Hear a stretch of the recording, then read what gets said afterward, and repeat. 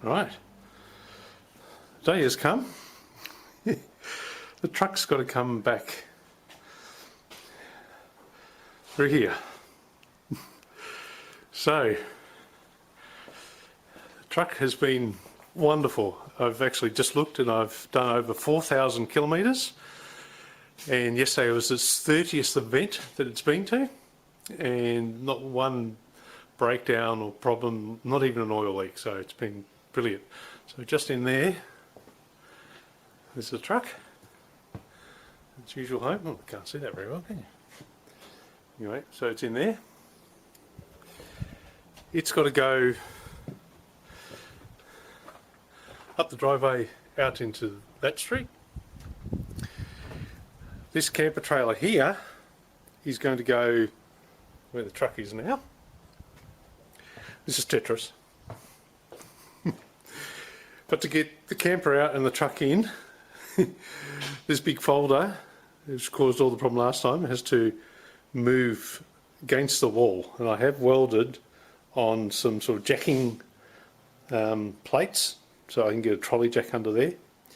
This thing here, by the way, is a trolley I've just finished making that when the cab comes off and goes to the painters will sit on. So it's got 4 points that line up with the cab mounts, so they can wheel it around inside the spray booth and etc. and put it up on a lift to spray the underside.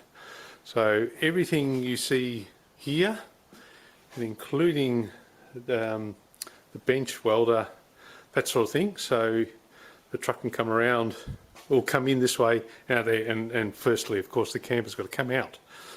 So that gets us to here, which I haven't shown on video before. This is the next project. More on that later. But meet Elvira, 1932 Willys, which is my wife's chosen project for a similar conversion, wide-bodied, heavy, etc.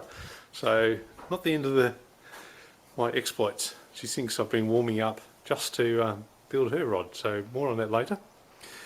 And so the daily Cherokee has got to move out of the way. This Willys, which I got on the skates, has got to move over to where that is for the moment. Then the camper trailer, once all this is removed, can come out to here, hooked onto that, taken out into the street somewhere.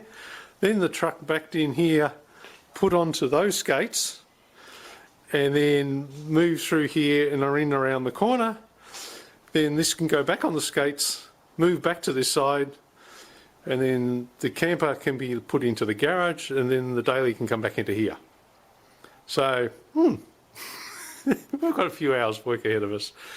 So, yeah, end of an era. It's a bit sad, actually. So is my wife. It's been sort of 10 years building something. I need to pull it back apart again, but, you know, all for a good reason, coming out in some good paint. Hello, Kuma. Our poor old puppy lived through the entire build. Just. Yeah, good boy. Wondering what's going on. Well, look at this. It's now 20 minutes since the last update, and we've got the whole ready to go. So,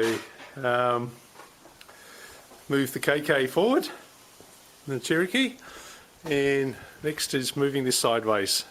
We'll actually probably might leave it on the skates after we pull the camper out, and then put the truck into that area as far as we can go, then move this back, then take it off the skates. There you go. It's no easier getting out than it was the first time.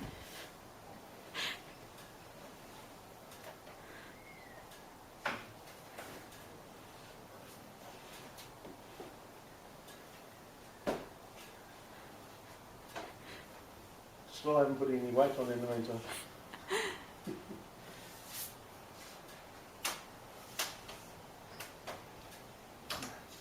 Easy peasy lemon squeezy.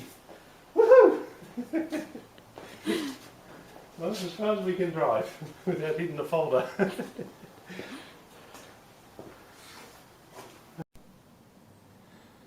Well, there we go. 2 hours 40 later. We're back again. At one point it took us 30 minutes to move 1 metre. It's so tight around this corner. We got up against the, just about to touch the house there, and run into the folder in the corner here. Even with that, it was pushed back, which we makes it's physically impossible without doing that. But it's ready to be completely stripped down to bare metal. To ready bare metal. So just parts and pieces ready to be painted. And if people have forgotten, this here is the colour it's going. I don't know how well it shows up at night in this sort of artificial light, but there you go, that's the colour.